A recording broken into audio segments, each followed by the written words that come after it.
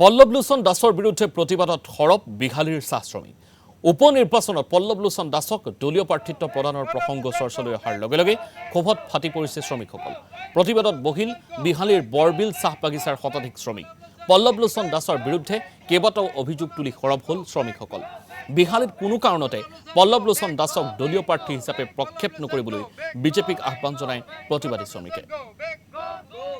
হয়, এইবাৰ আমাৰ যি উপনিৰ্বাচন বিহালী সমষ্টিৰ যি উপনিৰ্বাচন আহিছে, আমি শুনা পাইছোঁ যে ইয়াত পল্লৱলোচন ডাঙৰীয়াক আমাৰ MLA হিচাপে বিধায়ক হিচাপে মানে প্ৰক্ষেপ কৰিব।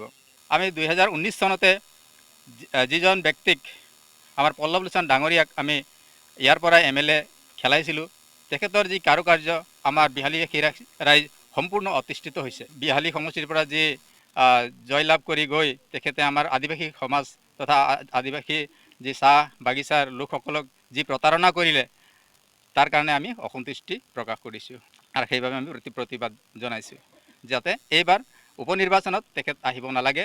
আমি বিজেপিক সমৰ্থন কৰোঁ। আমাৰ বিজেপিয়ে যি নিয়ম, সেই নিয়ম মতে বিজেপিয়ে অন্য এজন কেণ্ডিডেটক আগবঢ়াই দিয়ক, আমি বিজেপিক আগুৱাই লৈ যাম, বিজেপিক জিতাই লৈ যাম বুলি আমি কথা দিম।